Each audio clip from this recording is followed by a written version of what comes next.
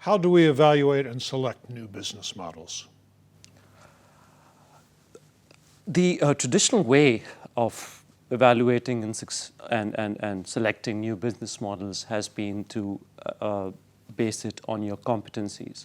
So you had a set of competencies, things you were good at, and that would allow you to select and decide which models you could potentially develop.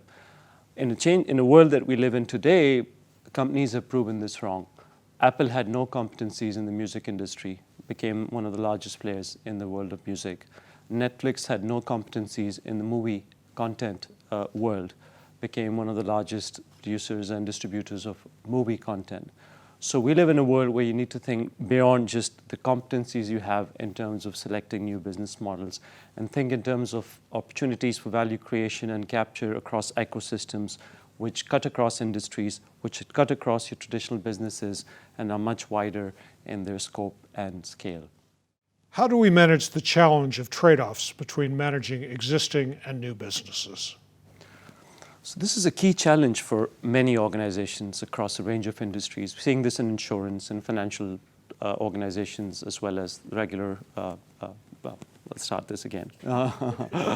Start this again. Start now? Can I? Yeah, so just looking straight at Charles and start when you're ready. Okay.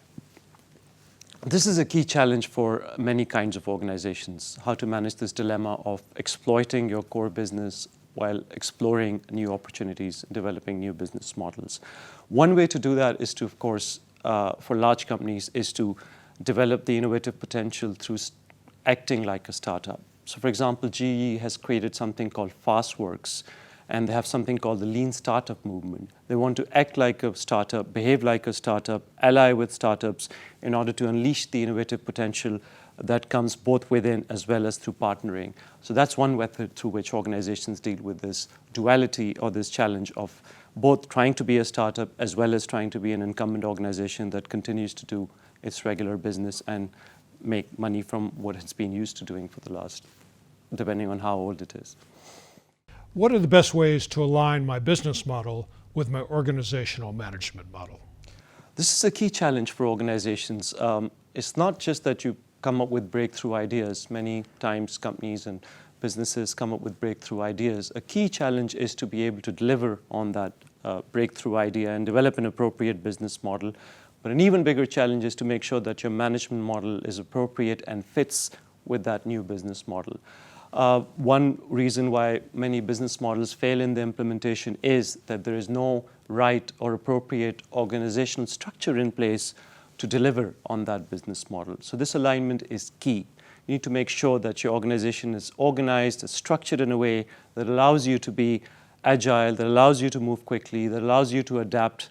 So if you're a large organization, you need to make changes in the way you're organized just as you try to develop new business models, and both these processes need to be simultaneously aligned and in sync. How should I develop and adapt my business model to new markets, such as developing markets or even base of the pyramid markets?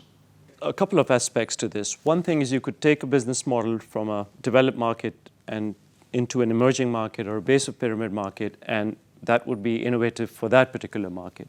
At other times, it might not be possible to replicate a model or to adapt a model for this market, and you might need to develop a customized new business model for that particular market.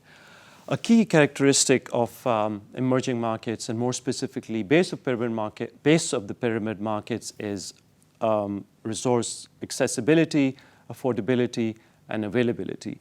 Given these constraints, companies have to learn how to do more with less.